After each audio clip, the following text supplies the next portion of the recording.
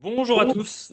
Alors, je pense que vous devez me voir et m'entendre. Sinon, n'hésitez pas à me le dire dans le chat. Il est 15h01. On vous voit arriver petit à petit. Donc, on va laisser les derniers se connecter.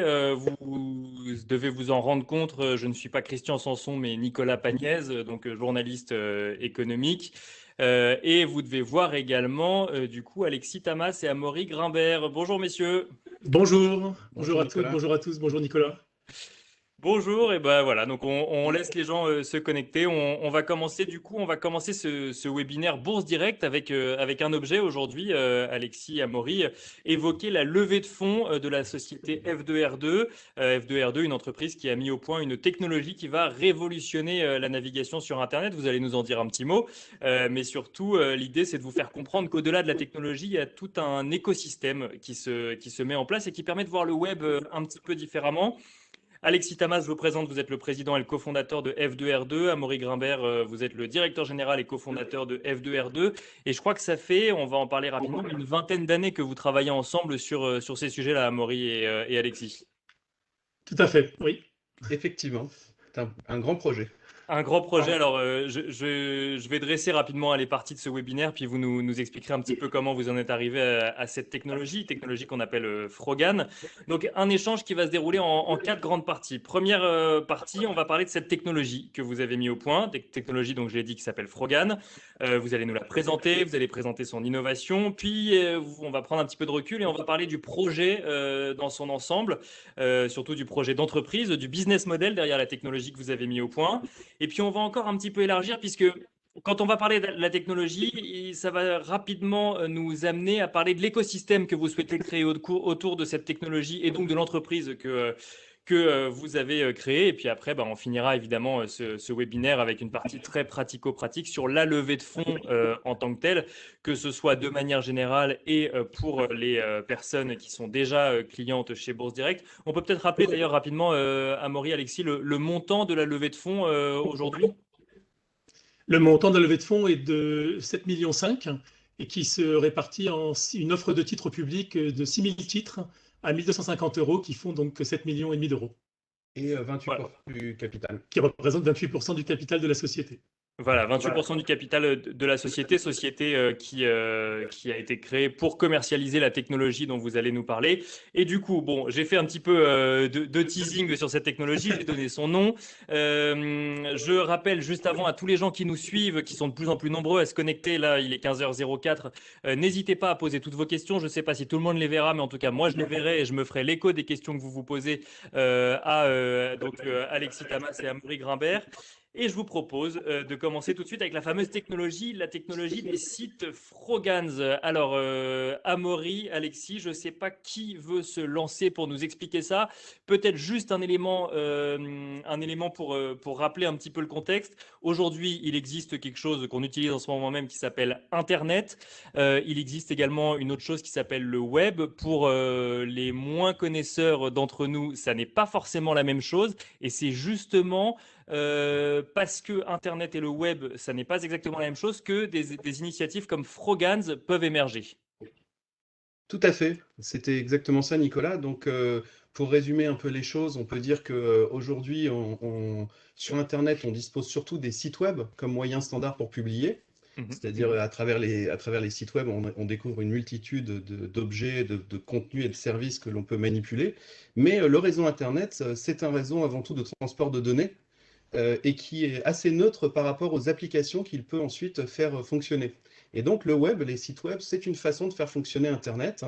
Et comme on le verra dans ce contexte-là, Frogans va introduire un nouveau moyen standard pour publier des contenus et des services sur Internet à travers des sites qu'on va appeler des sites Frogans, qui ne seront donc pas des sites web, mais qui seront des sites Frogans et qui vont fonctionner en parallèle des sites web.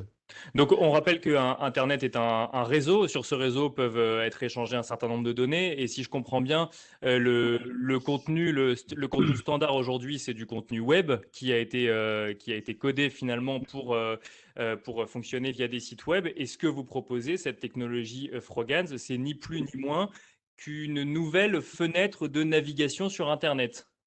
Exactement, on la montrera tout à l'heure si vous le souhaitez, c'est une nouvelle façon de naviguer sur Internet qui a été construite avec beaucoup d'idées en tête, notamment sur la simplification, sur la sécurité, sur le respect de la vie privée, sur la facilité d'utilisation pour tout le monde, et néanmoins, comme on le verra aussi un peu plus tard, avec une ouverture complète sur le monde, puisque l'écosystème dont on parlera un peu plus tard va pouvoir naître au-dessus, comme au-dessus de cette technologie Frogance, comme il a pu naître au-dessus de la technologie web à son début il y a une trentaine d'années.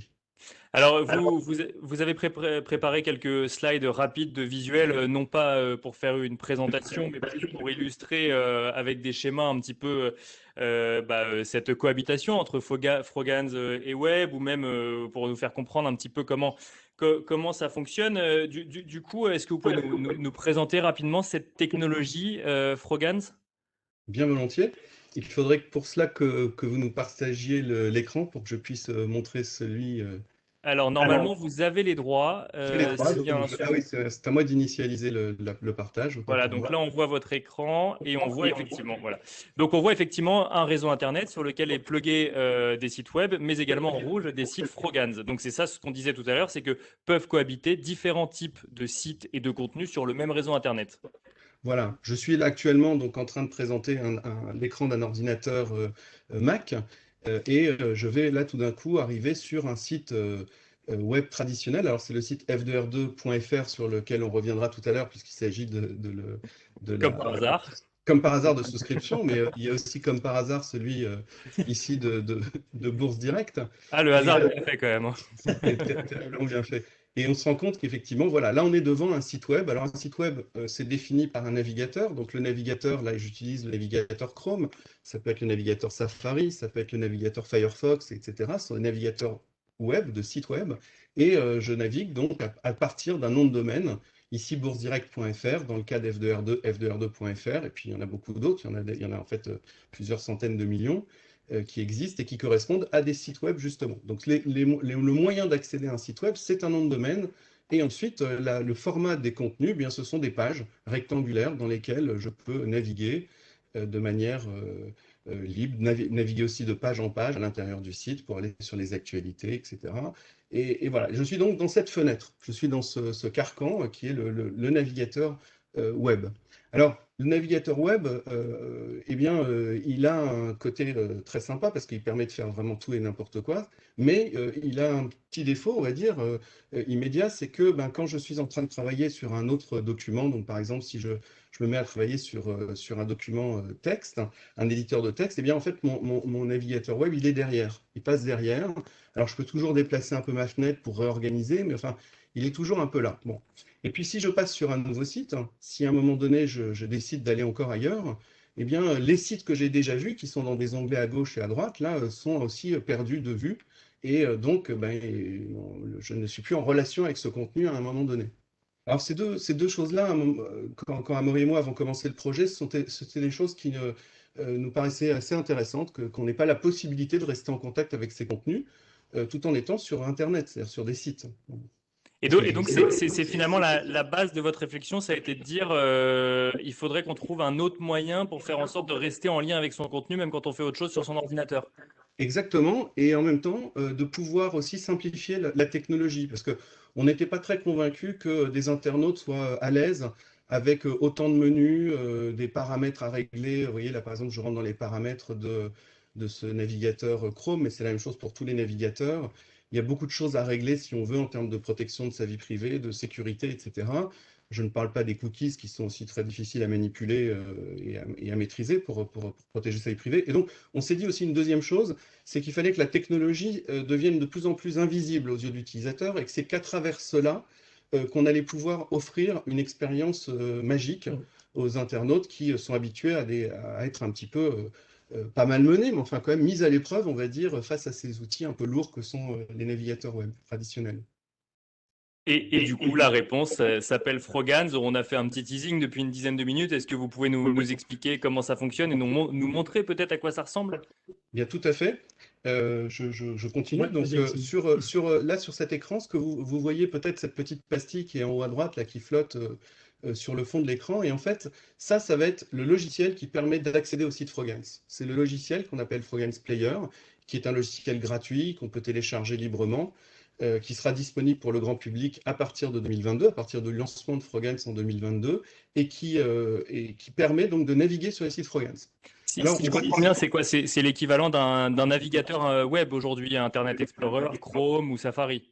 Exactement, sauf que ça ne sert qu'aux sites Frogance et ça ne peut pas naviguer sur des sites web. De même qu'un navigateur web ne peut pas naviguer sur des sites Frogance. D'accord. Ce sont, comme on le voyait dans la photo, dans l'image tout à l'heure, pardon, ce sont deux mondes qui fonctionnent en parallèle sur l'écran. C'est-à-dire que pour les sites web ici à gauche, vous avez les navigateurs web traditionnels, et pour les sites Frogance, vous avez le navigateur qui s'appelle Frogance Player.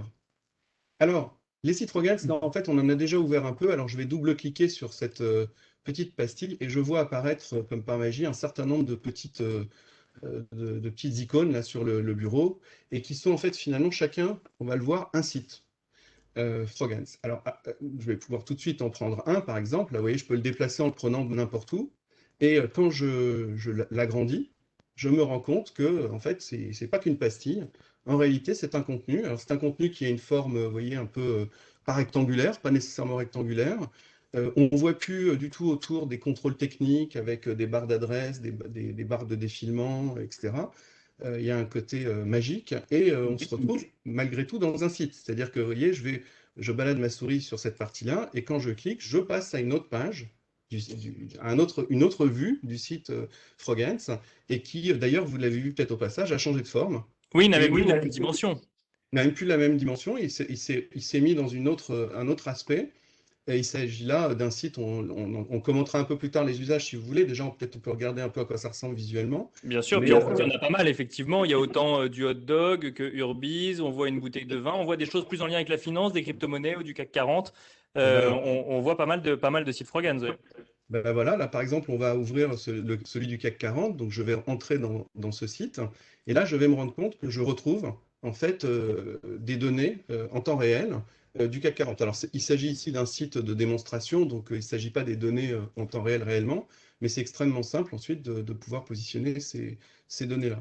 On voit aussi quelque chose, c'est que vous voyez là, si je passe sur le Nasdaq ici, une petite étoile qui est apparue, et qui va me permettre là d'accéder à un autre site Frogance. Donc depuis un site Frogance, vous voyez, je peux aller vers un autre site Frogance, et là je me retrouve en fait par exemple avec les données du Nasdaq en temps réel. Pareil. Et alors ce qui est aussi intéressant, c'est que finalement, ces contenus, quand je les réduis, vous voyez qu'ils se réorganisent un peu en termes de contenu, de mise en place, pour me donner une information essentielle que je peux garder dans un coin de mon écran. D'accord. Alors, on avait dit quelque chose tout à l'heure, oui, mais est-ce que ces contenus ils restent vraiment accessibles tout le temps? Parce que c'est sympa, ils sont plus petits, mais est-ce qu'ils restent accessibles? Alors oui, regardez, quand je déplace les fenêtres de mon ordinateur, en fait, les sites Frogance restent en superposition au premier plan. Ça veut dire que quand je suis en train de travailler, si je reprends mon hypothèse tout à l'heure, je peux très bien être en train de travailler avec une fenêtre assez grande et pouvoir conserver dans un coin de l'œil des contenus qui m'intéressent, sur lesquels je peux interagir. Alors, on voit que les contenus peuvent être en temps réel, mais il peut s'agir aussi de promotion.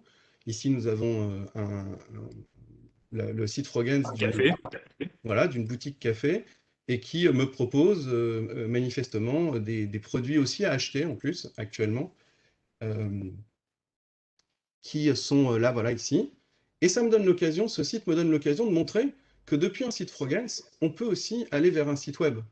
C'est pas un monde complètement à part, c'est un monde en fait qui fonctionne dans les deux directions. C'est-à-dire que par exemple, si je fais acheter ici, je peux me retrouver assez rapidement, comme on le voit là, sur un site web correspondant qui me propose en fait le produit à acheter avec peut-être plus de détails, plus d'informations, etc.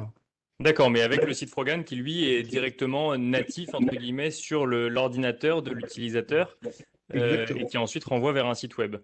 Voilà, et la réciproque est aussi vraie, c'est-à-dire qu'en visitant un site web, je peux facilement avoir un lien qui va me permettre d'ouvrir le site Frogance depuis le site web. Donc ce sont deux mondes qui fonctionnent séparément, mais qui sont en réalité bien interopérables, c'est-à-dire qu'ils peuvent se renvoyer des utilisateurs d'un monde à l'autre de manière très simple. Et je vous laisse expliquer de la manière la plus simple possible, mais je pense que vous allez nous montrer comment on a accès à ces sites Frogans, puisque là, ils sont effectivement déjà préparés sur votre ordinateur, mais on les installe pas comme une application, on va les chercher via une adresse finalement. Exactement. C'est la deuxième grande innovation de Frogance. Il y avait d'une part le contenu et la forme et sa présence sur l'écran, et la deuxième chose, ce sont les adresses. Alors parce que on l'a dit, pour un site web, il faut un nom de domaine pour accéder en fait au site. Bien Eh sûr. bien, pour une adresse Frogance, il faut une adresse. Et ces adresses sont nouvelles. Ce sont des nouveaux types d'identifiants sur Internet. Ils ont une étoile, comme on voit ici, Frogance étoile mon nom. Et l'étoile va être le signe distinctif des adresses des sites Frogance, enfin des adresses Frogance pour les sites Frogance. Et donc, un peu à la manière des noms des adresses email qui ont le signe arrobase et qui nous permet d'identifier tout de suite en lisant une adresse email, on sait que c'est une adresse email. Eh bien, en regardant une adresse Frogance avec son étoile, on saura en fait immédiatement que ce n'est pas un site web, mais que c'est bien un site Frogance. Alors, si on fait un exemple donc, donc, je vais faire un petit trucage ici, je vais fermer celui-ci. Je vais vous montrer par exemple l'ouverture d'un site. Alors, dans le navigateur Frogance Player, eh bien, on fait la commande d'ouverture de site. On tape, alors je vais prendre une adresse de test aujourd'hui, test étoile tennis, et test étoile tennis, et le tennis vient d'apparaître ici. Alors, par contre, le tennis est apparu et Amaury a disparu. Ah, Amaury a réapparu, c'est bon. Ce sont les aléas de la technique. Je ne sais pas ce qu'on préfère au fond, mais... Je ne suis pas un site Frogance, en tout cas. Oui, c'est ça. Vous êtes une vraie personne. Merci. Voilà. Et donc voilà, donc le site est apparu et ce site me présente la possibilité de regarder des matchs de tennis, enfin des scores de tennis en temps réel. Suivre les scores, par exemple, de Roland Garros bientôt ou autre. Ouais. Exactement. Voilà. Peut-être ce qu'on peut dire en résumé sur les usages, c'est que les sites Frogance ont été inventés pour les acteurs de toute taille. Et là, on n'a pas développé tous les exemples qui sont encore une fois que des exemples de démonstration, mais on peut voir que c'est fait pour des petits éditeurs qui ont une existence, un besoin d'exister évidemment sur le réseau Internet. Et comme les acteurs, les plus grands acteurs, les gouvernements, les pays, qui ont donc des données à faire passer sur le réseau Internet, mais peut-être à travers ce format qui laisse ce lien continu avec l'utilisateur, en fait, le plus possible. On peut peut-être aussi montrer sur le mobile à quoi ça ressemble, puisque l'une des caractéristiques aussi bien pratiques des sites Frogance, c'est qu'ils s'affichent de manière tout à fait identique, quels que soient les écrans, petits ou grands, ou les terminaux mobiles notamment, ce qui fait qu'il y a un très grand confort pour l'utilisateur final, puisqu'il n'a pas à s'adapter à chaque fois à l'ergonomie, à se dire, tiens, je suis sur mon PC ou sur mon Mac, et c'est comme ça que j'accède au menu pour trouver le Nasdaq ou pour trouver les informations de tel fournisseur de contenu.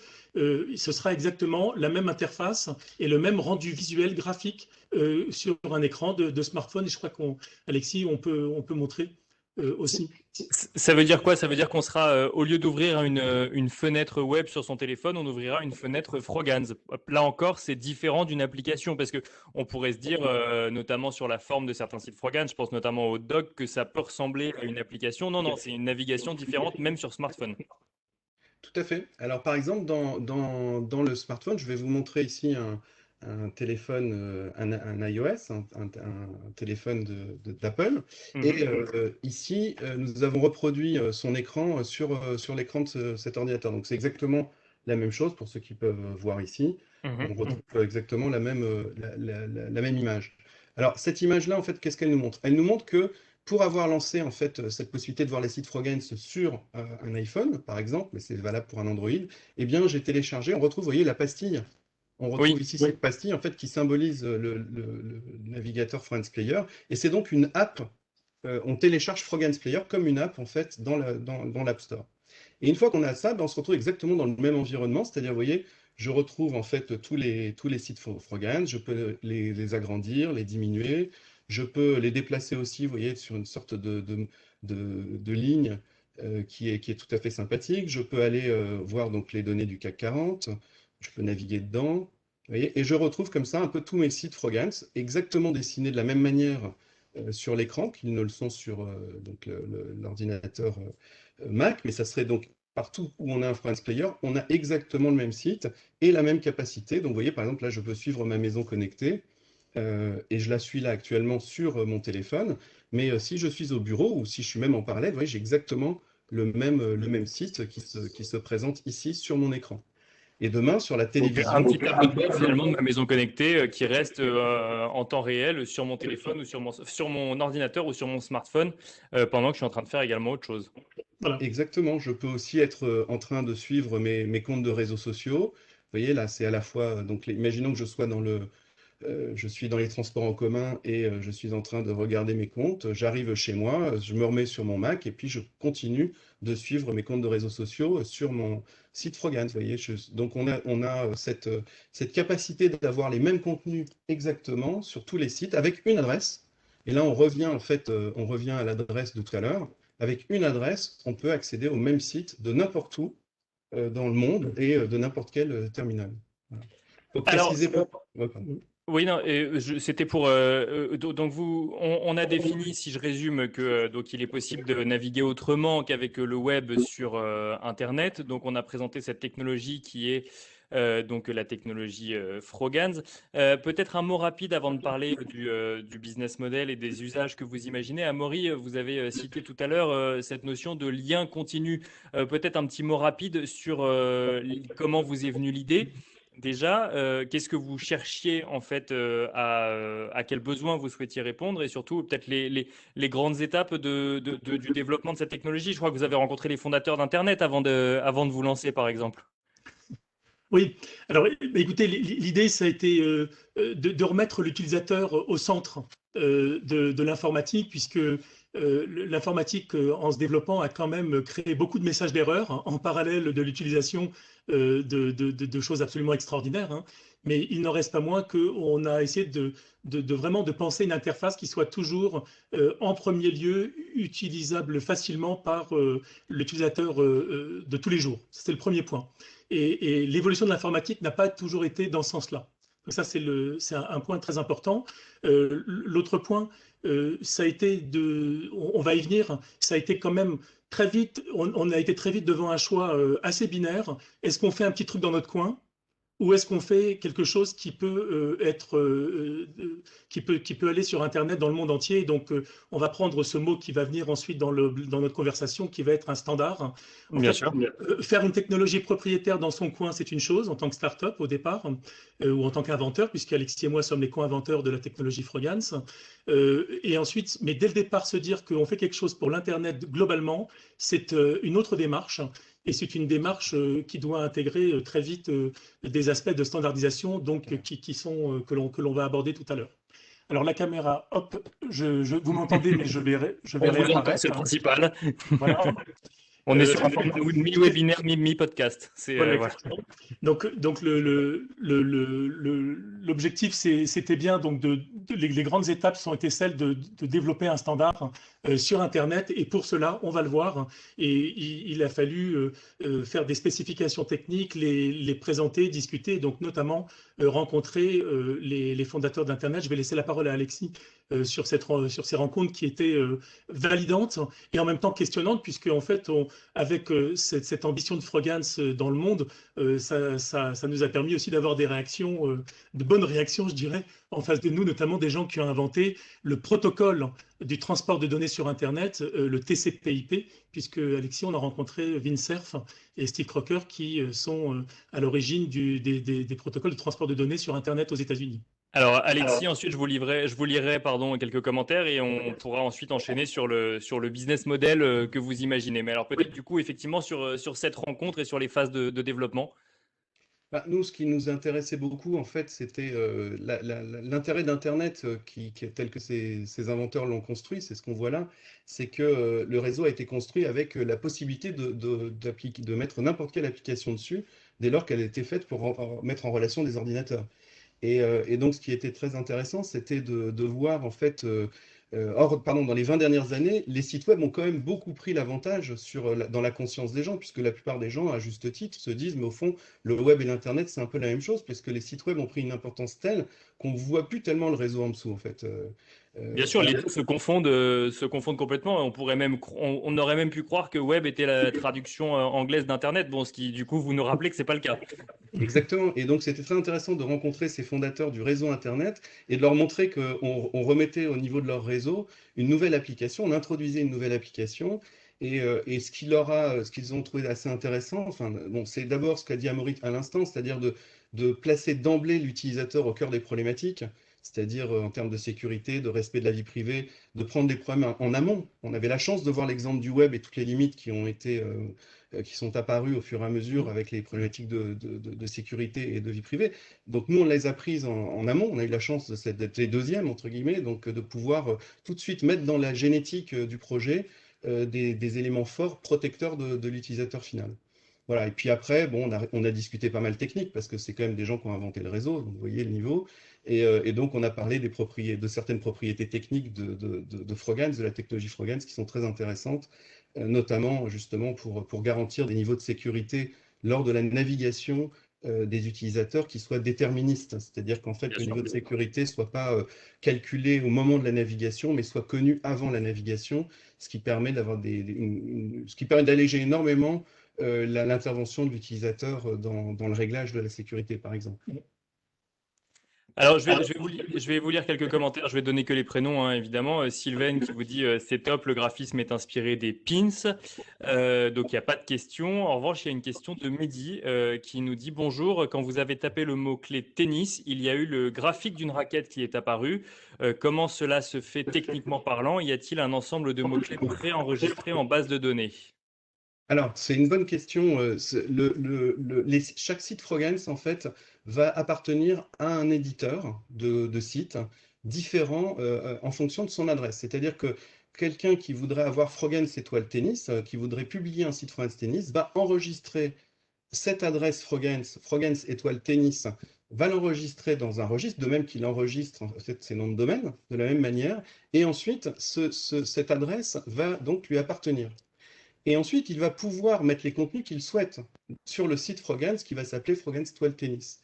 Alors donc c'est beaucoup plus puissant qu'un système où on aurait déjà précalculé des contenus et on aurait des partenariats avec des éditeurs de contenu. Non, là, comme le dit Amaury, tous les gens sur Terre vont pouvoir, s'ils le souhaitent, créer leur site Frogance en mettant le contenu qu'ils veulent dedans et en l'hébergeant eux-mêmes, en l'hébergeant chez leur hébergeur habituel, par exemple. S'ils ont déjà un site web, ils peuvent héberger le site Frogance à côté de leur site web.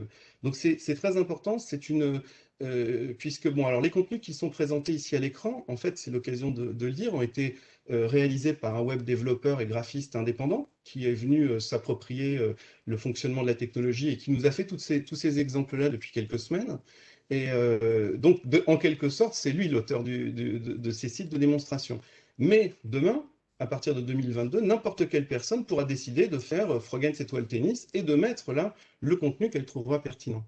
Voilà. Alors sur le plan donc c'est vraiment un système distribué où tout le monde peut fabriquer un site et le mettre en ligne directement. À travers un langage, donc, mais ça, on ne va pas rentrer dans. Il y a évidemment derrière, pour que s'affiche à l'écran le site Frogance, il y a derrière un langage de programmation, un langage assez simple qui a été élaboré on va le voir, par nos équipes et qui est mis à la disposition de tous, qui sera mis à la disposition de tous au lancement de Frogance et qui permet de construire toutes ces formes à partir d'un langage en fait. Donc ce n'est pas simplement une image de tennis qui apparaît, c'est la construction d'un site avec un nouveau langage basé sur le XML, mais on ne rentre pas trop dans les détails parce que ça, ce sont peut-être plus des discussions avec des graphistes, des développeurs et des comités techniques. Mais un nouveau langage de code, du coup, sur la façon de développer les sites Frogance. Pour autant, si l'idée, c'est de créer un nouveau standard et de laisser la main à d'autres pour développer ces sites, quel est le business model que vous avez imaginé? Alors, on va commencer par nous, F2R2, objet de ce webinaire, et puis évidemment de vous expliquer comment la technologie sera diffusée. Faut le voir à deux niveaux et en deux temps. Venons au business model. Alexis a commencé à le dire. Exactement comme l'éditeur d'un site web enregistre dans une base de données ses noms de domaine, donc pour publier des sites web, donc .com, .fr, .be si je suis en Belgique ou .cn si je suis en Chine, eh bien, il y a les adresses Frogance. Et par nature, par construction sur Internet, il faut, pour pouvoir gérer ces adresses, pour pouvoir éviter qu'il y ait des doublons, pour pouvoir les renouveler chaque année, il faut qu'il y ait un registre central dans lequel elles sont toutes enregistrées. Au passage, je le précise, on le revoit à l'écran, les adresses Frogance peuvent être dans plus de 170 langues. Donc, il y a une gestion aussi des caractères internationaux, puisque ça peut être de l'arabe, du cyrillique, du grec, de l'hébreu, des caractères latins, évidemment. C'est justement le rôle de notre société, F2R2, d'être le gestionnaire du registre central des adresses Frogance. Donc, nous avons un nom commercial sur Internet qui est Frogance Core Registry Operator, en bon français, opérateur du registre central Frogance, et c'est notre métier, c'est de gérer l'enregistrement des adresses Frogance dans le monde. Et on va le voir plutôt au travers de distributeurs, donc on ne se met pas au contact du client directement, parce que ce serait aussi assez compliqué à gérer. Et en cela, ce modèle est connu, puisque sur le web, vous voyez, on est très différent du web.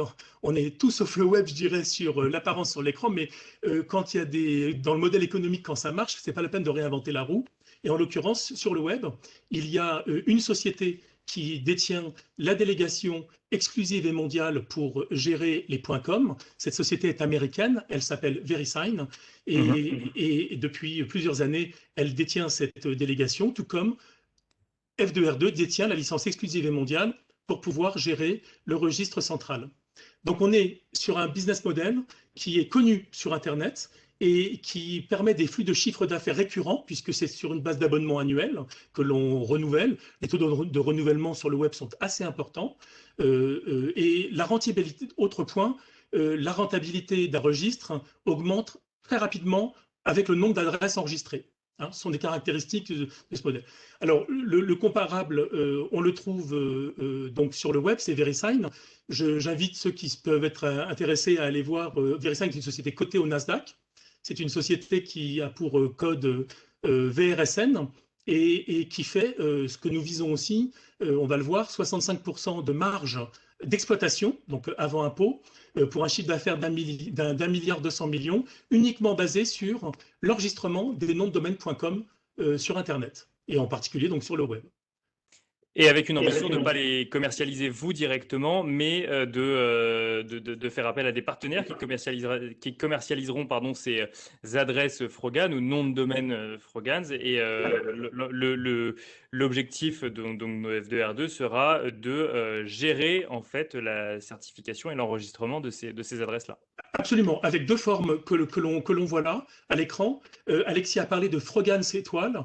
Frogance Étoile, je vais venir au tarif d'ailleurs, puisqu'ils sont, on va le voir, ils sont dans le cadre d'un contrat avec le délégataire. Le Frogance Étoile suivi de mon nom, donc Frogance Étoile Bourse par exemple, eh bien c'est facturé par nous F2R2 6 € dans le monde, quitte au distributeur, donc au bureau d'enregistrement qui va permettre à son client d'enregistrer ce nom-là dans notre base, de le facturer le double s'il veut, 12 €, exactement comme un .com coûte 8 $ à peu près aujourd'hui, et on voit qu'on en trouve pour 10, 12, 15, 20 $ sur le web.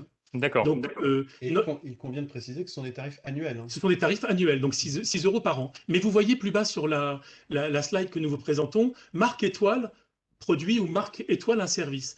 Au cours du développement du projet, on s'est rendu compte et on a aussi été sollicité par plutôt le monde des marques ou le monde des grandes entreprises qui nous ont dit mais bon, s'appeler Frogance Étoile, ma marque, c'est pas forcément évident pour être bien reconnu par mes utilisateurs, et alors aller au bout de votre logique, puisque vous me permettez d'avoir mon identité visuelle sur l'écran à 100% 10 pixels, puisque vous voyez, quand Alexis vous a montré là sur l'écran ici de Frogance, tout appartient à l'éditeur du contenu. Il n'y a même pas un menu autour qui vient dire que c'est Microsoft ou Apple qui est éditeur du navigateur, par exemple. Eh bien, en fait, ils nous ont dit, mais nous, on préférait s'appeler ma marque. Donc, je ne vais pas en citer là, mais ça pourrait être ma marque étoile, suivi de mon produit, mon pays, mon service, jobs, etc. On pourrait imaginer Bourse Direct étoile CAC 40 ou alors F2R2 étoile levée de fonds, par exemple. Absolument, exactement. Et là, on passe à un modèle d'abonnement pour pouvoir créer donc ce qu'on appelle un réseau Frogance, qui sera suivi donc d'un ensemble d'adresses qui commenceront toutes par le même nom, ma marque, eh bien c'est 1 500 € par an. Et on va le voir dans notre business model et dans nos projections commerciales, c'est un effet de levier d'ailleurs qui n'existe pas sur le web aujourd'hui, puisque le web est sur des tarifs de nom de domaine qui ne dépassent pas les 50 ou 100 dollars par an pour la partie, en tout cas, il n'y a pas cette possibilité de customiser pour une marque et d'avoir une identité totalement à elle sur le réseau et par l'adresse et par le visuel.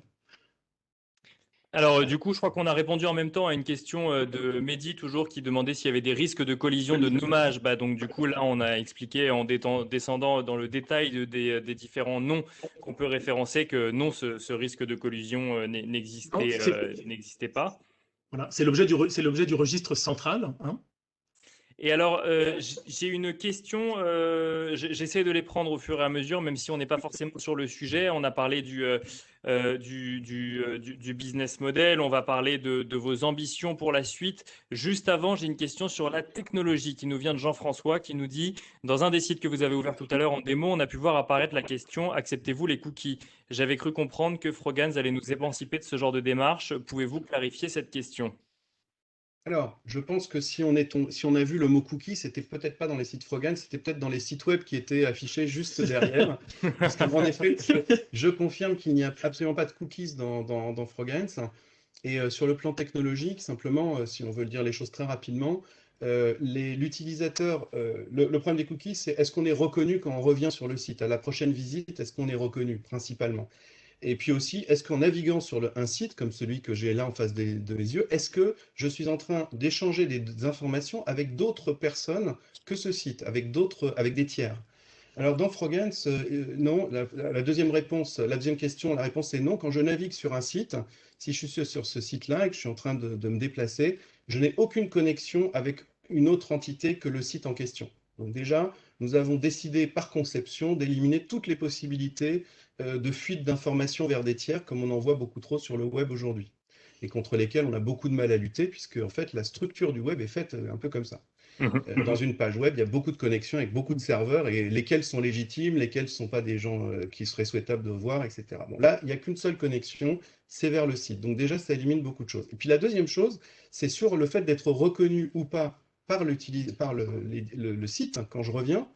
Parfois, c'est souhaitable. Par exemple, si je suis en train de faire un achat alors je vais prendre un autre site, je suis en train de faire un achat de vin sur un site, voilà, très bien. Peut-être que j'ai pas tout à fait fini ma connexion, mon achat là, parce que je peux aussi acheter directement dans le site Frogans. Hein. Tout à l'heure, on a vu un relais vers le web, mais on peut aussi faire l'achat directement dans le site Frogans. Eh bien, j'ai peut-être envie de quitter momentanément le site et d'y revenir. Et j'ai peut-être envie d'être reconnu. Alors, dans un cas, on peut ne pas être reconnu, et dans l'autre cas, on a envie d'être reconnu. Alors, c'est très simple. Nous, on a résolu le problème en pensant à l'utilisateur en premier.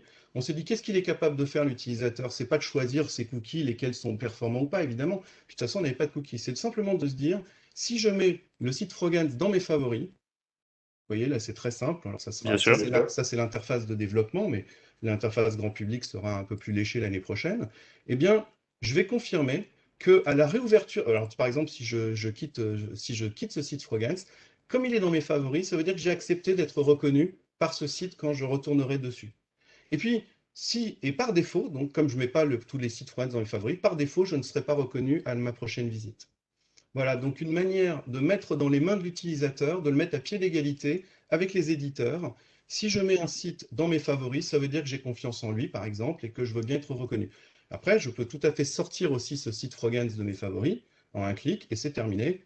À ma prochaine visite, il ne me reconnaîtra pas. Donc voilà une manière de régler cette question des cookies, autrement. C'est-à-dire, on a enlevé les cookies, on a enlevé les connexions avec des tiers, et c'est l'utilisateur qui décide s'il est reconnu ou pas réellement. Et alors, ça amène une autre question, qui nous est posée par Kader. Et c'est vrai que, bon, on a parlé du business model et on a bien noté de parler effectivement de vos projections, mais Quand on parle du business model sur Internet, il y a quelque chose qui revient souvent, c'est les données, les data. Avec cette gestion des cookies, il y a un certain nombre de questions qui sont posées là dans les commentaires, et notamment une de Kader. Donc, les data utilisateurs sont une mine d'or pour de nombreux opérateurs. Quel sera le sort des informations utilisateurs avec Frogans? Ça veut dire que d'emblée, vous dites ça ne fait pas partie de notre business model. Alors, notre business, attends, j'y vais. Notre Oui. business model, c'est effectivement pas notre business model, parce que nous, on vend des adresses, mais on a absolument respecté la possibilité, quand même, pour un éditeur. Par exemple, Bourse Direct commence à faire des sites Frogans, fait plusieurs sites Frogans. Il a parfaitement le droit de solliciter son utilisateur pour que l'utilisateur entre des données dans le site Frogans.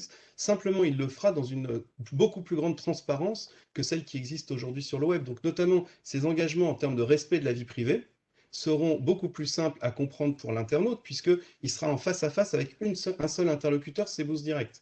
Donc il n'y a pas de ce côté, est-ce que Google est en train de recueillir des informations, et puis au bout d'un moment, je ne comprends plus rien, Google ou un autre. Il y a plein d'opérateurs, évidemment, qui font du recueil d'informations. Et donc effectivement, Bourse Direct pourra développer sa mine d'or d'informations, mais il le fera avec le consentement de ses utilisateurs, et ses utilisateurs comprendront bien mieux ce que souhaite faire Bourse Direct avec leurs données. Avec cette idée d'être en direct avec un interlocuteur, et donc de donner ces données aux personnes, ou en tout cas aux entreprises à qui on l'a choisi. J'ai une question d'Hubert qui fait une transition toute trouvée pour revenir sur les projections un petit peu commerciales, puisqu'on parle de levée de fonds, donc on va parler un peu de chiffres maintenant qu'on a parlé de business model. Hubert qui nous dit, est-il possible de masquer les icônes, car si on en a beaucoup, on ne verra plus l'écran. Donc je pense qu'il est possible de masquer les icônes et de revenir sur le tableau des projections. C'est extrêmement simple. De la même manière que je les ai fait apparaître en faisant un double-clic sur la petite pastille, il suffit que je redouble-clique et vous voyez, ils redeviennent très discrets, c'est-à-dire qu'ils sont devenus invisibles provisoirement. Donc voilà, en double-cliquant, je peux les faire venir ou disparaître. C'est une habile transition vers les chiffres. Donc, alors, sur les projections, c'est peut-être, vous rappelez le marché sur lequel F2R2 donc, opère. C'est un marché donc, qu'on appelle généralement le marché des identifiants Internet. Donc, les identifiants Internet, le marché le plus connu, c'est donc le marché des noms de domaine. Je vais simplement peut-être rappeler un chiffre clé pour connaître notre marché, en tout cas sur le web, c'est qu'il y a 366 millions de noms de domaine enregistrés aujourd'hui dans le monde. Alors on le sait parce que VeriSign, donc la société qui gère les .com, publie tous les trimestres une étude sectorielle sur les noms de domaine. Et on peut voir l'évolution. On peut tout de suite dire que le web étant quasiment arrivé à saturation, depuis 30 ans, la marge de progression des noms de domaine n'est plus aujourd'hui que de 1% en 2020, puisque la plupart des noms sont, en tout cas, sont pris et d'ores et déjà réservés. Donc, Alexis, peut-être qu'on peut afficher la slide suivante. Je vais vous emmener sur les chiffres. Donc, si vous voyez suffisamment ce tableau à l'écran, c'est le seul d'ailleurs de cet échange. Après, les informations sont disponibles évidemment sur le site web f2r2.fr. On le voit en bas la source dans le cadre du document d'information synthétique. Ce que l'on vise en fait à partir de 2022, donc c'est un nombre d'enregistrements d'adresses Frogans, celle dont je vous parlais, Frogans étoile, que nous, opérateurs, nous facturons aux distributeurs 6 € par an. Et puis après, vous voyez en deuxième ligne, la ligne, je n'ai pas la souris là, mais voilà qu'Alexis montre, vous voyez le nombre qui correspond aux enregistrements de réseau Frogans, à 1 500 € par an. Alors, nous avons fondé nos projections sur, donc, pour ce qui concerne le marché des adresses Frogans, que nous facturons 6 €, Frogans étoile. Eh bien, on s'est fondé sur un taux de pénétration qui est lié, qui se base sur le marché donc, des noms de domaine dont je vous indiquais, 366 millions de noms. Et donc, on voit bien que dans nos projections, on démarre petit, c'est mondial, d'emblée. Il n'y a pas ça ne s'adresse pas à l'Europe, la France ou aux États-Unis en premier, c'est dans toutes les langues tout de suite. Et on a un taux de pénétration donc inférieur évidemment largement inférieur à 1%, 0,1% pour 2022. Pour ce qui concerne la base de nos estimations concernant les réseaux Frogans, donc à 1 500 €, qui va plutôt vers le monde des marques, eh bien, on s'est basé sur les chiffres de l'OMPI, l'Organisation mondiale de la propriété intellectuelle, qui établit à 49 millions le nombre de marques actives aujourd'hui dans le monde et qui ont une présence sur Internet.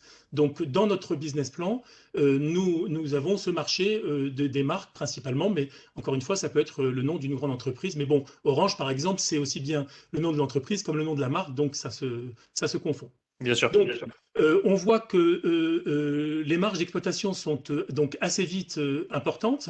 En 2025, quand nous sommes à 65%, eh bien, en fait, c'est d'être au même niveau de marge que VeriSign fait. VeriSign n'est pas l'exemple unique à suivre, mais en revanche, il démontre qu'avec des grands volumes, voilà ce que l'on peut atteindre dans ce métier d'opérateur de base de données centrale de noms d'identifiants comme nous le sommes, F2R2. Et pour cela, il faut effectivement gérer, on va le voir, la levée de fonds va servir à aller à faire des choses encore pour être prêt pour le lancement commercial. Et donc, derrière notre métier d'exploitant technique, on exploite des infrastructures dans le cloud qui sont extrêmement performantes parce qu'il faut que tout fonctionne 24 heures sur 24 en permanence. On ne peut pas avoir de service qui ne fonctionne pas. C'est comme un site web ou un site Frogans, on doit pouvoir y accéder à tout moment du jour et de la nuit quand on est un internaute dans le monde. Voilà. Donc, caractéristique de ces éléments prévisionnels, c'est que dès la première année de lancement, nous pensons être à l'équilibre et avec un chiffre d'affaires de 5 millions, un résultat d'exploitation donc d'1 million, à peu près 1,5 million, et une marge d'exploitation déjà de plus de 25%. Alors, on va parler effectivement plus concrètement un peu plus tard, même si ça fait déjà 47 minutes qu'on discute ensemble de à quoi va servir la levée de fonds.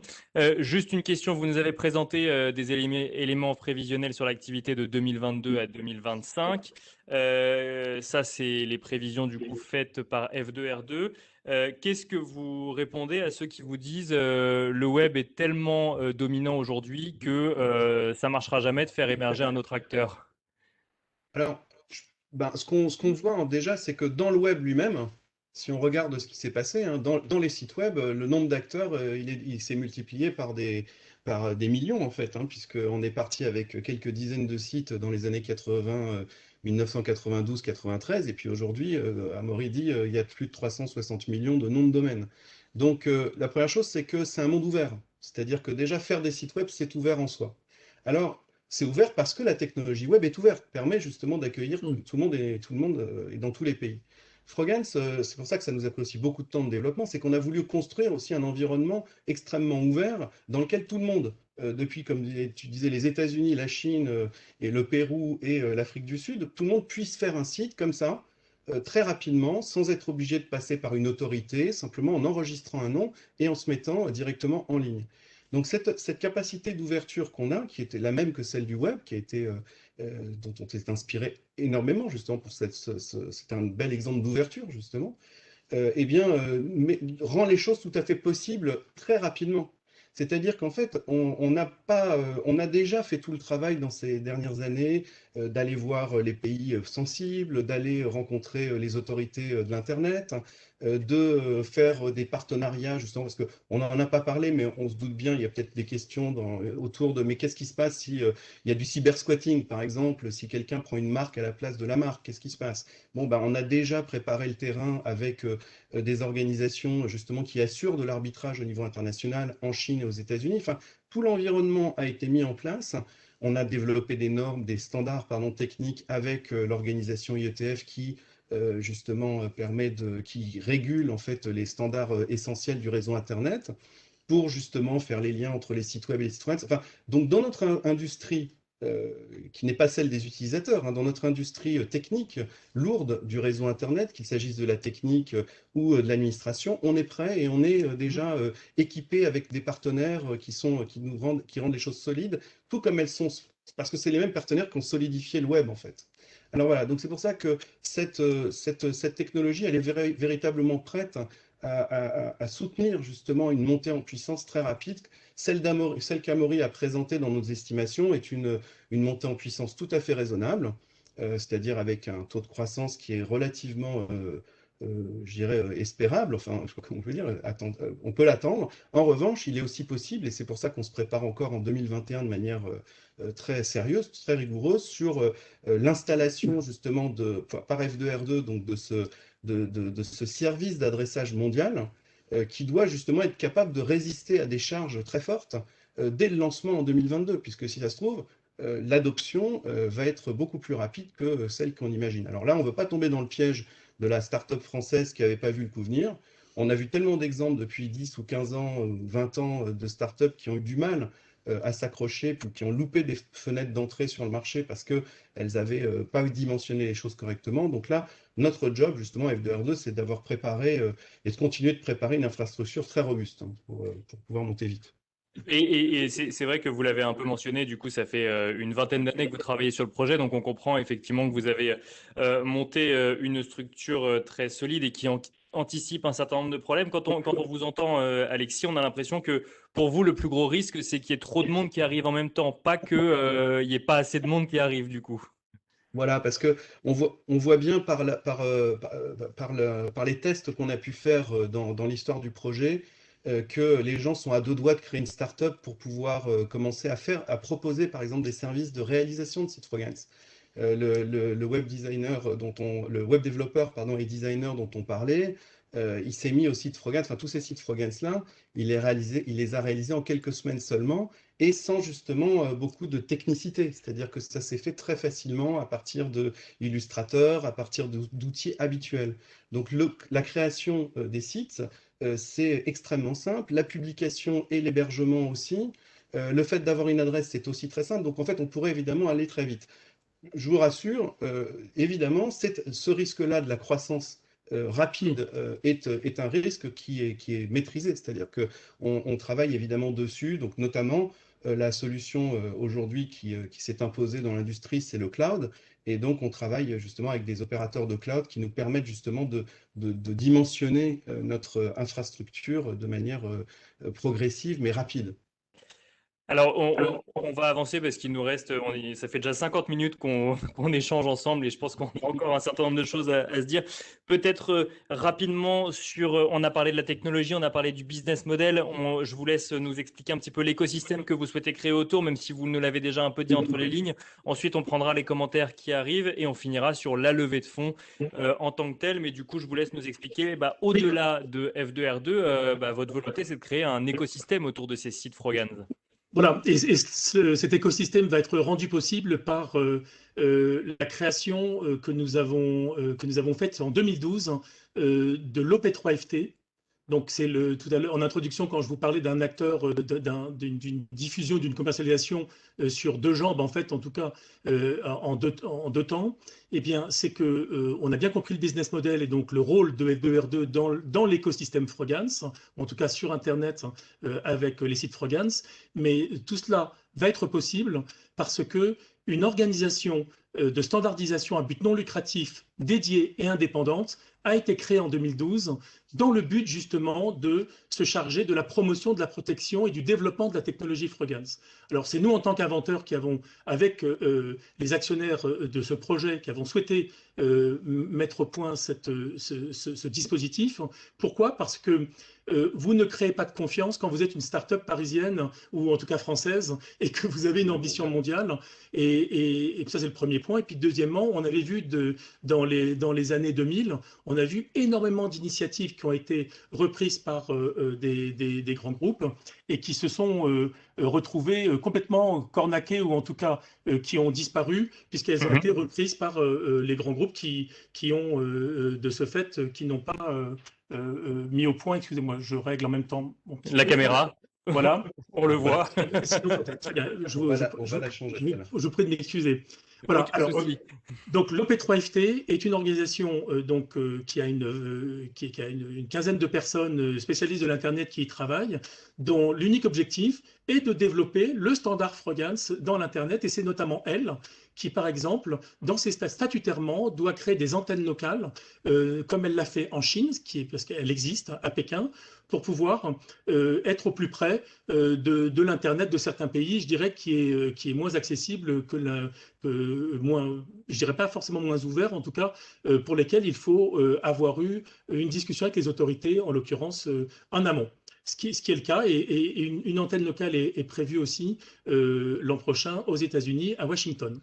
Alors, la technologie Frogance, donc, elle est protégée dans ce qu'on appelle la dotation de l'OP3FT, puisque la forme juridique de l'OP3FT, c'est un fonds de dotation, ce qui a pour effet de protéger la technologie. Et cette technologie est donc développée sous la forme d'un standard ouvert de l'Internet. Et c'est ce qui va permettre de garantir son utilisation gratuite par tous. C'est-à-dire que quand vous êtes une entreprise privée et que vous dites je vous mets à disposition avec vous, les développeurs du monde entier, une technologie en version 1 et je vous promets elle est gratuite, rien n'assure les développeurs du monde entier que la version 2 sera toujours gratuite. Et là, l'OP3FT le garantit. L'OP3FT le garantit. Je dirais qu'il y a plein de choses à dire par ailleurs, mais c'est ça qu'il faut retenir, c'est la garantie de l'utilisation gratuite par tous des éléments qui font la technologie Frogance, ce qui n'empêche pas qu'après, il faut aller chez F2R2 pour prendre son adresse, mais il n'en reste pas moins que, et ça c'est la clé de la diffusion, voilà, c'est que la technologie est bien diffusée sous la forme d'un standard ouvert de l'Internet par l'OP3FT. Et donc, on en revient à cette notion de créer un standard, effectivement, avec une technologie et des sites qui sont créables par tous. Et derrière, F2R2 se positionne réellement sur l'enregistrement du domaine de la technologie, enfin du site Frogance. Je vais vous lire, on a quelques commentaires qui arrivent, donc est-il possible de masquer les icônes? Ça c'est bon. Une question qui nous est posée par Jean-François. Vous y avez à mon avis répondu en partie, mais je vous la pose quand même. Comment envisagez-vous la promotion commerciale de ce projet? À partir de quand les Frogance seront présentés au grand public et via quels médias? Alors je ne sais pas si vous avez déjà choisi les médias en question, mais peut-être nous faire comprendre un petit peu les prochaines étapes de la promotion commerciale du projet? Voilà, alors comme le disait Amaury, l'OP3FT est chargé de la promotion de la technologie Frogance, donc notamment pour bien faire comprendre l'environnement, de la capacité d'initiative de tous les acteurs économiques. Donc cette promotion va commencer donc en 2022. Ça, c'est pour répondre à la question, le grand public pourra être touché en 2022. Et en fait, la diffusion va se faire par les communautés techniques ou professionnelles au départ. Donc, ça concerne les développeurs, les graphistes, les agences de communication, de marketing. C'est auprès de ces acteurs que la technologie va être promue. Et à partir de là, ces acteurs vont proposer aux éditeurs de faire des sites Frogance et ensuite de les proposer au grand public. Donc on va exactement faire ce qui s'est passé aussi pour le web, c'est-à-dire de faire confiance aux communautés techniques et qui ont cette capacité de création et d'initiative pour ensuite les porter en fait vers le grand public. Et Voilà. alors, on a une autre question de Mehdi qui, vous avez évoqué des partenaires tout à l'heure, qui nous dit, pouvez-vous nous donner quelques noms de vos partenaires, par exemple? Oui, alors par exemple, les organisations avec lesquelles on a travaillé jusqu'à présent pour pouvoir mettre en place cette technologie, nous avons par exemple l'ICANN. Alors ICANN, ça s'écrit ICANN. C'est une organisation internationale qui gère justement les noms de domaine sur Internet et notamment les racines.fr, .com, etc. Et avec cette organisation, en 2014, nous avons mis en place un nom de domaine très particulier qui s'appelle le .frogance et qui va nous permettre, par exemple, de distribuer le logiciel Frogance Player pour les utilisateurs. Donc, si vous voulez, je vais retourner sur le web un instant. Bien sûr. Et donc, ici, si je tape get.frogance, eh bien, ce sera la porte d'entrée du téléchargement du logiciel pour le grand public. Aujourd'hui, le logiciel que l'on peut télécharger, d'ailleurs qui me sert actuellement, qui m'a servi aujourd'hui, ce sont des logiciels plutôt réservés aux développeurs et qui permettent de tester en fait en amont la technologie. Donc ceux qui sont intéressés peuvent déjà tester la technologie Frogance puisqu'elle est disponible, mais plutôt pour des développeurs. Une autre organisation, je l'ai citée très rapidement tout à l'heure, avec laquelle on a créé des choses ensemble, c'est l'IETF, l'Internet Engineering Task Force, donc responsable des standards de l'Internet, et avec lesquels on a standardisé la façon de passer du web à Frogance, voilà, d'un site web à un site Frogance. D'autres organisations avec lesquelles l'OP3FT est en partenariat, vous avez par exemple une organisation qui s'appelle ADN-DRC, qui est en fait le centre d'arbitrage, pas que chinois, pardon, asiatique, qui gère les litiges des noms de domaine et qui a mis en place aussi une procédure propre aux adresses Frogance. Et on a l'équivalent avec une organisation qui s'appelle Forum aux États-Unis et qui aussi est prête à gérer les litiges sur les adresses Frogance, comme elle le fait pour les noms de domaine. Voilà, alors on en a beaucoup. Ce sont des gens qui sont, comme je le disais tout à l'heure, dans les infrastructures en fait pour solidifier le projet. Alors, on va passer à la levée de fonds en tant que telle. Je résiste pas quand même à vous poser une autre question qui est arrivée, qui me démange un petit peu depuis le début de ce webinaire. Moi aussi, c'est la question qui est posée du coup par Mehdi. Pourquoi le terme Frogans? Alors, c'est très simple, hein. On avait tout au début du projet avec Amaury l'intention de trouver un nom quand même, parce que on voulait quelque chose qui soit identifiable facilement. Et notre cahier des charges, c'était de trouver un nom qui voulait pas dire quelque chose d'affreux dans une langue, parce que ça peut être vite condamnant.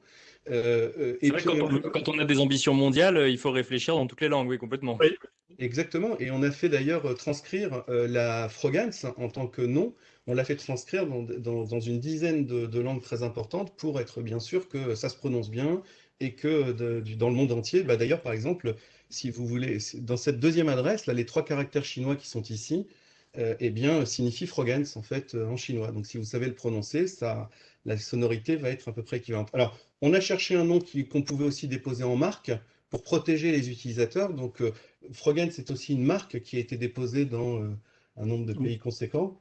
Des 80 pays, 80 pays à ont. travers des accords de Madrid et autres, hein. Voilà. Mhm, Et pour justement protéger la marque. Et en fait, on l'a inventé. On l'a inventé. Il y avait l'envie, évidemment, d'avoir quelque chose de sympa, prononçable. Et donc, on a inventé ce nom qui, effectivement, commence par Frog. Ça, c'est nos amis anglais qui nous font remarquer. Mais il n'y a qu'eux, au fond, qui s'amusent en regardant la marque Frogance. Et puis, de toute façon, ils peuvent très rapidement passer sur leur réseau Frogance et puis mettre autre chose s'ils le souhaitent. Voilà. Donc, non, non, c'est un mot qui a été inventé, qui veut rien dire de spécial, mais dont on avait une ambition importante au niveau international. Alors, on a quelques questions qui arrivent, mais on les traitera après sur l'apprentissage du code ou peut-être une question plus sur comment concurrencer les géants américains. Juste avant la levée de fonds, pour ceux qui sont là et qui sont avec nous depuis une heure maintenant, on le rappelle, donc 7,5 millions d'euros, c'est ce que vous nous avez dit au début. Euh, à quoi est-ce qu'elle va servir et très concrètement, comment est-ce qu'on peut souscrire à cette levée de fonds? Alors, je vais être très rapide sur à quoi elle va servir. Elle va servir à l'exploitation technique et commerciale, donc à la préparation de l'exploitation technique et commerciale du registre central des adresses Frogance en vue du démarrage. Donc, Alexis l'a dit, c'est bien pour être prêt à une très forte montée en charge. Il y a encore du boulot là-dessus. Et donc, ça inclut la finalisation du déploiement de l'infrastructure du registre dans le cloud. Ça, c'est le premier point. Et l'autre point, l'OP3FT, donc l'organisation qui développe Frogance et qui en fait la promotion, donc a confié à F2R2 cette délégation exclusive et mondiale d'exploiter le registre contre une redevance de licence. Donc, comment est financé l'OP3FT? Par une redevance de licence versée par F2R2. Donc, les deux grands postes de dépenses sont la préparation technique du registre et puis la technologie et sa promotion. Donc, c'est là qu'on peut mettre le marketing notamment par l'OP3FT. Je dirais aussi que cette somme, elle couvre jusqu'à la fin de l'année 2022. Donc en fait, on a pris une hypothèse prudente qui était de se dire que il fallait couvrir l'année 2022. Donc, et si jamais l'ouverture se fait fin 2022 et pas mi-2022 ou dans la première partie de 2022, nous sommes couverts par cette levée de fonds. Une petite question avant d'aller concrètement dans le détail technique de la levée de fonds. On parle de 7,5 millions d'euros. Un fonds d'investissement aurait pu vous les accorder? Alors tout à fait, on a beaucoup réfléchi en fait à ces différentes hypothèses. Bon, nous comme vous l'avez vu en préparant, nous avons eu un investissement de 30 millions d'euros dans le projet. Donc on a déjà rencontré, disons, des gens qui pouvaient nous apporter des fonds.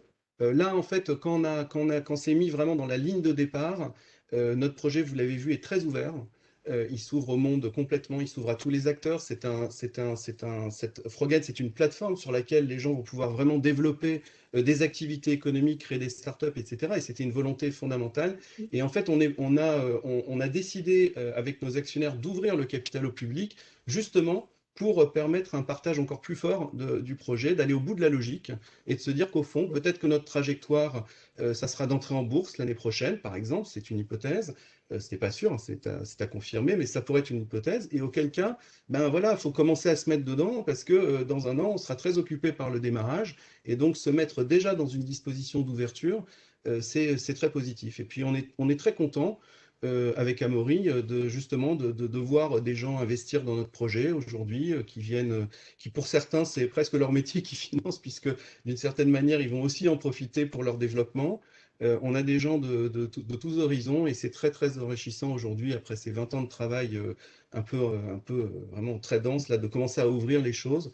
On a pensé que cette levée de fonds était vraiment, de faire cette offre ouverte au public était vraiment le moment de le faire. Voilà. Et alors, on le voit à l'écran, donc 7,5 millions d'euros divisé en 6000 actions, donc 1250 euros par action. Et on voit également souscription de 1 à 6 actions. Donc en fait, il est impossible de prendre plus de 6 Alors, actions aujourd'hui. c'était la logique. La logique, c'est de se dire, en fait, on veut un maximum d'actionnaires. C'est pas pour. On a remis une valorisation de 17 millions d'euros pour l'entreprise, qui est une valorisation qui est même inférieure aux investissements qui ont été faits. Donc, elle est vraiment très basse. Et on l'a fait pour le public. On ne l'a pas fait pour qu'un investisseur arrive et prenne les 6000 actions à ce prix-là. Donc, on a effectivement limité le nombre d'actions maximum qu'une personne peut prendre dans son PEA, par exemple. En revanche, s'il restait des actions disponibles à la fin de la période, eh bien à ce moment-là, les gens ont la possibilité, dans leur compte, de pouvoir dire je souhaiterais avoir quelques actions en plus ou beaucoup plus d'actions. Et à ce moment-là, à la fin de la période, s'il reste des actions, elles seront réparties entre les gens qui en ont demandé, qui ont déclaré en vouloir un peu plus, vouloir en souscrire un peu plus. Un mot peut-être sur concrètement, on veut, alors on est peut-être client chez Bourse Direct, on ne l'est peut-être pas, et là après moi j'expliquerai aux gens en lien avec Bourse Direct comment ça fonctionne ou surtout de qui il faut que vous vous rapprochiez. Comment ça se passe ensuite? On va sur le site f2r2.fr et tout est expliqué pour souscrire à la levée de fonds. Alors, tout à fait, je vais revenir donc sur le site, Alors, quand on tombe sur le site f2r2.fr, on a ici une rubrique souscrire/mon compte. Alors, on a évidemment dans les autres onglets, on a une présentation ici qui reprend beaucoup d'informations qui ont été un peu données ici aujourd'hui. Dans le document d'information synthétique sont toutes les informations administratives, financières, légales en fait autour de l'opération. Et puis, donc, dans souscrire mon compte, eh bien, là, je suis déjà connecté, mais en fait, en réalité, j'aurais pu être. Je vais me déconnecter. Oh non, je me déconnecte pas. Voilà. Je crée un compte, en fait. Alors, attendez, si je vais faire une déconnexion, ce sera plus simple. Voilà, je vais vous montrer. Donc, j'arrive sur souscrire mon compte. Si je n'ai pas de compte, il suffit de dérouler un peu et d'aller faire créer mon compte. À partir de là, j'entre mon adresse email, je choisis un mot de passe, je donne des informations un peu en vue de ma souscription, comme mes coordonnées, mon adresse, etc. Et je peux être donc soit un particulier, ça va être notre cas ici, soit une entreprise, si je veux investir à travers une entreprise. Je crée donc un compte, et une fois que j'ai créé mon compte, je vais pouvoir, à l'intérieur de mon compte, vous voyez, simplement souscrire, appuyer sur le bouton et déclarer une souscription.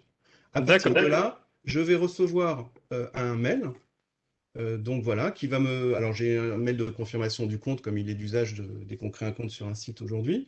Mais ensuite, je vais recevoir mon bulletin de souscription. Alors voilà, là par exemple, c'est un bulletin de souscription qu'on a édité pour montrer simplement. Donc voilà, c'est moi le souscripteur là en l'occurrence. Et j'ai simplement besoin, donc il y a le nombre d'actions que j'ai souscrites, là j'en ai souscrit 6 hein, dans mon exemple. Et donc j'ai juste besoin d'écrire bon sous souscription à 6 actions, signer et le renvoyer avec les pièces demandées à F2R2. Une fois qu'on a fait ça, on reçoit, et c'est là que va avoir une transition pardon, avec Bourse Direct, on reçoit de la part de la plateforme F2R2 un certain nombre de documents. Lorsqu'on a souscrit, par exemple, via son PEA ou PEA-PME ou compte titre, on reçoit des documents à transmettre à Bourse Direct pour la prise en charge de cette souscription au niveau de son PEA. Et donc, il y a effectivement un certain nombre de documents qui sont assez longs, donc on va pas faire l'argumentaire ici. En revanche, là, je me fais un peu l'écho des personnes qui sont en relation avec les clients chez Bourse Direct. Alors, déjà, si vous n'êtes pas client chez Bourse Direct, bah, la première étape, c'est peut-être de commencer par ouvrir un compte chez Bourse Direct. Là, pour le coup, sur le site internet, il suffit donc de cliquer sur ouvrir un compte et ensuite de vous laisser guider par les différents éléments. Si vous êtes déjà client, il y a deux façons de faire, ou appeler la salle des marchés directement, donc au 01 56 88 90 90 et j'insiste pour faire le choix 1 une fois que vous êtes connecté et vous expliqueront exactement comment faire pour souscrire à cette levée de fonds. Et vous pouvez également dire ou en tout cas prendre contact donc avec la salle de marché via votre messagerie client en sélectionnant la rubrique OST. Et là, pareil, on vous expliquera comment faire en sorte de souscrire à la levée de fonds F2R2 via Bourse Direct. Donc ça, c'est pour les éléments en lien avec la levée de fonds. Ça fait un peu plus d'une heure qu'on échange, 1h10. Je pense qu'on a répondu à pas mal de questions. Il en reste quelques-unes. Je vous propose de prendre les dernières questions et je pense qu'on a fait un peu le tour du sujet. Une première question. Alors, je vais pas les prendre dans l'ordre. Je vais les prendre alors, peut-être d'abord en lien avec la levée de fonds, puisqu'on en parlait. Kader qui nous demande, les actions sont-elles anonymes ou nominatives? Nominative. Nominative. Réponse claire, précise et concise. Alors, une autre question de Kader également, qui peut-être est une question à laquelle on a déjà répondu, ou peut-être pas. Quels sont les institutionnels qui vous accompagnent dans votre projet? On sent quand même qu'il y a une question, c'est une question récurrente les ambitions sont grandes, elles sont mondiales, on est sur une nouvelle technologie, ce besoin d'être rassuré sur le fait que vous n'êtes pas seul. Oui, alors j'ai indiqué tout à l'heure des organisations qui font Internet, et puis peut-être que une des réponses aussi qu'on n'a pas faites tout à l'heure, c'est par rapport aux géants de l'Internet. Alors les géants de l'Internet, qu'est-ce qu'ils vont dire? Par exemple Facebook, Google, est-ce qu'ils vont nous laisser exister? Mais en fait, oui, bien sûr, puisque l'idée n'est pas d'empêcher un acteur, par exemple, comme Facebook ou Google, d'avoir un ensemble de sites Frogance et d'opérer exactement des services à travers des sites Frogance comme ils les opèrent aujourd'hui à travers des sites web. Donc Amaury a bien insisté en disant que cette technologie, elle n'était pas faite que pour les géants et qu'elle était faite pour tout le monde, du plus petit au plus grand, mais il a bien dit du plus grand. Et c'est ça qu'on a bien sûr regardé tout au long de notre développement. Et par exemple, au milieu enfin pas au milieu, il y a quelques années, pendant le développement, on a fait de la sensibilisation auprès des titulaires de marques pour leur permettre éventuellement d'enregistrer leur adresse, leur réseau Frogance, notamment un peu en amont, et des entreprises se sont positionnées pour enregistrer leur réseau. Et par exemple, la société Amazon, qui n'est pas la plus petite sur Terre, a réservé d'avance en fait Amazon Étoile, qui est le réseau que peut-être Amazon utilisera demain pour publier des sites Frogance. Donc on n'est pas, le projet n'est pas contre les géants, mais il est pour tout le monde, en fait. Et donc, les géants font partie de l'économie. Mais ce qui est probable, et ce qui serait d'ailleurs très, très sympathique, c'est que des startups nouvelles soient créées au-dessus de Frogance et que ça devienne des géants aussi. C'est-à-dire que grâce à Frogance, on va probablement avoir aussi des nouveaux acteurs qui sortent de l'école ou de je ne sais où, ou qui sortent d'un grand groupe, j'en sais rien, et qui se diront, il faut aller plus vite, il faut faire des services sympas, on va créer des moteurs de recherche, on va créer des systèmes de publication intelligents plus rapides, et tout ça en se basant sur cette technologie, sur le socle technologique Frogance. Voilà, donc faut pas avoir peur de notre... D'abord, on est bien en partenariat avec les gens de l'infrastructure, et deux, on fonctionne avec eux, et depuis toujours. Et deuxièmement, c'est très ouvert commercialement et au niveau de l'activité économique, c'est très ouvert, et tout le monde va pouvoir l'utiliser. Et alors justement, vous parliez de gens qui sortent de l'école. Une question de Hubert qu'il a posée tout à l'heure. Comment se fait l'apprentissage du langage permettant la création d'un site Frogance? On apprend le HTML dans les écoles informatiques. Quid pour Frogance? Alors effectivement, j'imagine qu'il n'y a pas déjà des programmes spécifiques d'apprentissage dans les écoles aujourd'hui, mais on a rapidement évoqué le fait que ce soit un langage un peu différent. Comment est-ce si demain on veut créer un site Frogance, comment est-ce qu'on apprend à le coder? Alors, c'est très simple. D'abord, Tout à l'heure, on a parlé un peu des méthodes de fabrication. J'ai dit qu'on pouvait le faire avec des outils très standards, hein, c'est-à-dire des outils de graphiste pour préparer les formes des sites Frogance. Par exemple, on peut les faire simplement en faisant une image avec des transparences et en l'intégrant directement au contenu de la page, du site. Donc là, les outils... Alors, ce qu'il faut dire, c'est que c'est beaucoup plus simple de faire un site Frogance que de faire un site web. Ça fonctionne avec des systèmes de calque, avec des transparences. C'est très graphique, donc on peut assez facilement comprendre naturellement en regardant le code d'un site Frogance comment ça fonctionne. Le mieux pour ça, pour ceux que ça intéresse, eh bien, il faut aller sur le site web de la technologie Frogance qui s'appelle frogance.org, qui est un site qui n'est pas encore complètement ouvert, hein, mais il y a suffisamment de parties qui sont ouvertes, et on peut tester, on peut se faire un site Frogance de test assez facilement, sans avoir besoin d'acheter d'adresses, puisque justement les adresses de test sont là pour les développeurs, pour qu'ils puissent directement tester la technologie. Donc il n'y a pas forcément besoin d'une école pour apprendre à faire du FSDL. Je dirais que, par exemple, le graphiste là, qui a fabriqué les sites Frogance nous a posé très peu de questions, il est arrivé très rapidement tout seul. Et ce qui va se passer aussi, c'est que pendant la période de promotion l'année prochaine, évidemment, il y aura des tutoriels qui vont être créés, probablement par des développeurs, et qui serviront aussi de marchepied pour aller plus vite au niveau de la publication d'un site Frogance. Voilà, donc il ne faut pas s'inquiéter là-dessus. Merci beaucoup. On va pouvoir s'arrêter là. Du coup, 16h16, ça fait pile 1h15 qu'on échange du coup lors de ce webinaire. Je pense qu'on a abordé toutes les questions. On a répondu en tout cas à toutes les questions qui nous ont été posées. Merci beaucoup, Alexis Tamas. Merci beaucoup à Maury Grimbert donc, de nous avoir expliqué cette technologie Frogance. Merci à vous pour toutes vos questions. Alors, j'ai noté, j'ai fait remonter que les questions. Il y avait aussi des commentaires donc, sur le graphisme ou vous remerciant des réponses que vous avez pu apporter. Merci en tout cas donc, à tous les deux. Et merci à toute la communauté du coup Bourse Direct pour votre écoute active. Merci beaucoup. Merci Nicolas, merci à tous.